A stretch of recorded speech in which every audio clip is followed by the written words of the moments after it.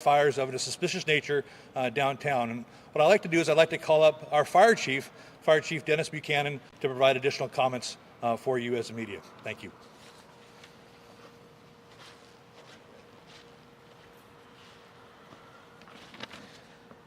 Thank you, Captain Heflin. Good afternoon. Long Beach Fire Department Fire Chief Dennis Buchanan. Thank you so much for coming to the city of Long Beach. Over the past 2 weeks, we've had 5 vehicle fires in parking structures in the downtown area of the city of Long Beach. All these fires have been suspicious in origin. Yesterday, a concerned resident released some images of a person of interest. Subsequently, earlier this morning, a person matching that description of the person of interest was taken into custody by the Long Beach Police Department officers, and we are thankful for their support. This investigation is ongoing.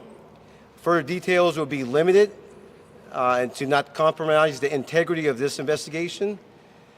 However, I want to stress the importance of the hard work from our Long Beach Fire Department arson investigators and the Long Beach Police Department officers. Also, we are thankful for the community at large for their engagement and for the tips that they have provided to us that will assist us with this investigation. Thank you. With that, I'll go ahead and turn it over to PI Officer Captain Heflin. All right, so we'll go ahead and take some questions from you, and we'll see what we can do and answer. We'll also provide some one-on-ones afterwards if you have additional questions or comments that you'd like to have as well. I just spoke with the resident today. She said her car was about to be set on fire. The gas cap was open, and in all of the cases, the gas tanks doors had been pried open. So, they said it was like a calling card that their car is going to be next. She said it was about 5 this morning. She's the wife of one of the first people who had. Oh no, the last guy who had his truck blown up. So, can you talk about the attempted arson this morning at 5 a.m.?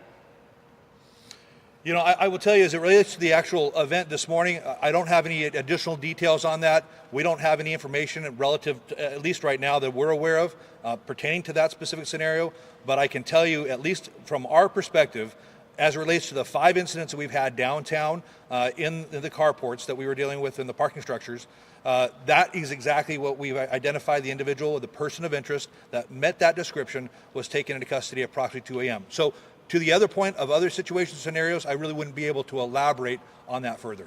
Another question. The residents feel that if they wouldn't have spoken up and shared the pictures and called the media, that, in their words, this was being swept under the rug, and they would have liked notification that there was an arsonist on the loose. Why wasn't that brought out to the public? Well, I will tell you, without question, and this is 100% something that the fire department wants to highlight, is the power of community.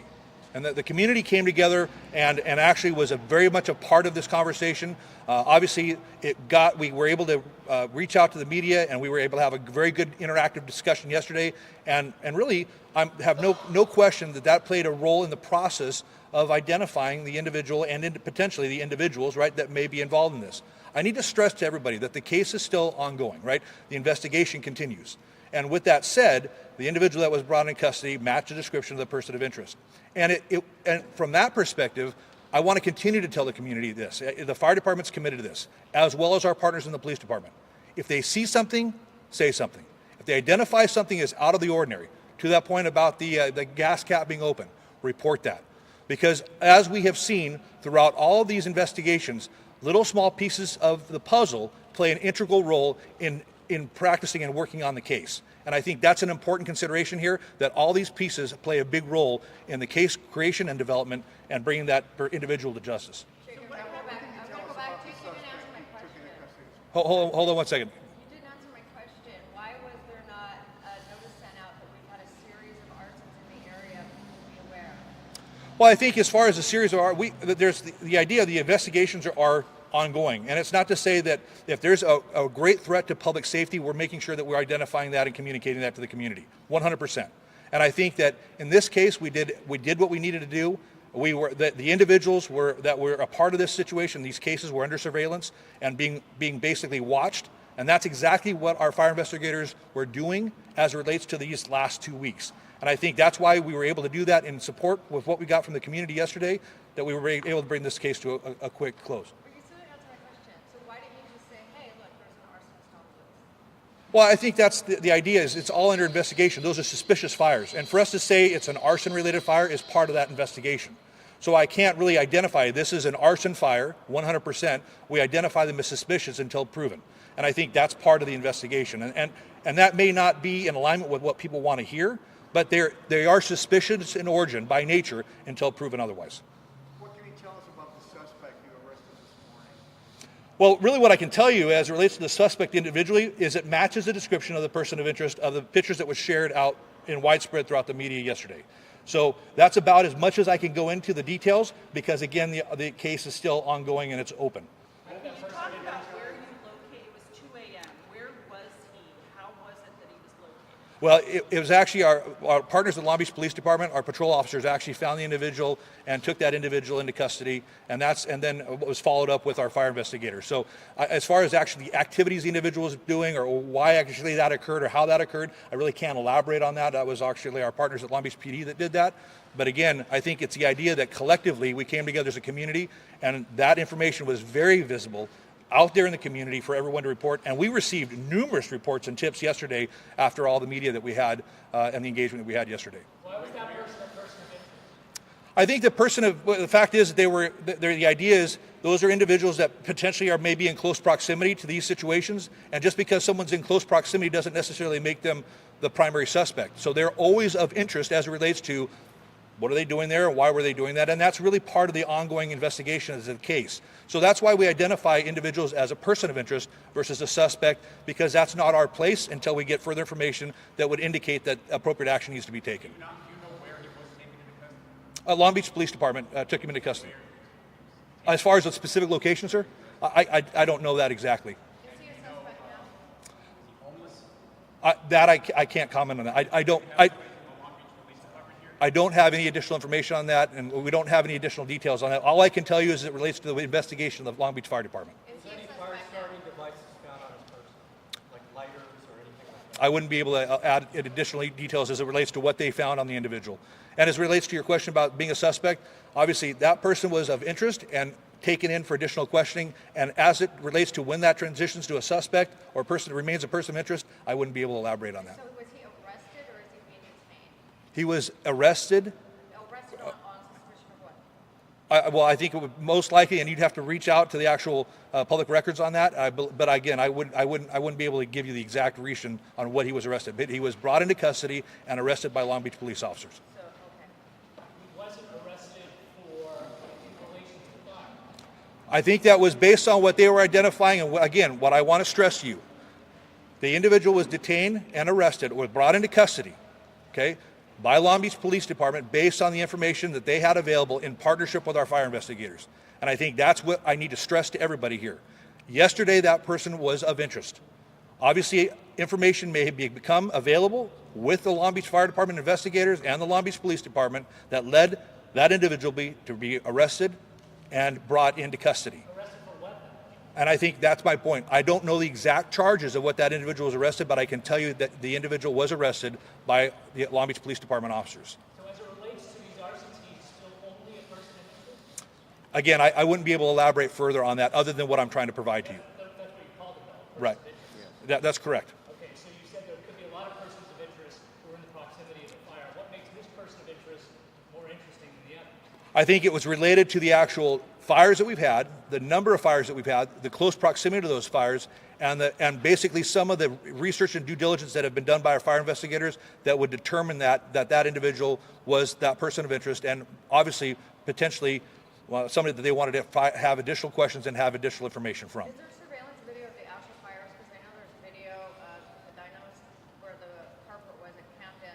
There's cameras, but were they working? You know, I wouldn't be able to elaborate at that. I do know that there are videos that have been shared, but as it relates to where those videos came from, again, I don't know that because we typically do not release video footage as the fire department when we're in an active investigation. And that footage was released yesterday, and so I really want to make sure, and that was from a concerned resident. Oh, no, I mean footage of the person setting the fires. There's cameras inside the parking garages where the cars are, is what I'm saying. Is the person caught on camera actually setting the fire? Right, and back to my point, that's part of the ongoing investigation, the evidence collection from our fire investigators, and I do not want to talk about or allude to anything that would potentially compromise the ongoing investigation. So the 5 fires that you're referencing, can you just briefly go over the time span and the proximity? Absolutely. It was over the last 2 weeks. August 20th was the first fire that we had, and over the subsequent 2-week period in an area basically around the convention center to the Camden Apartments, there were a series of 5 fires of suspicious nature and origin. Those included 5 vehicles, separate incidents, 2 of which of those vehicles sustained major damage. In some of those instances, the fire sprinklers activated and continued to keep the fire confined, obviously, to the car or vehicle of origin until fire department resources were able to arrive on scene and extinguish those fires.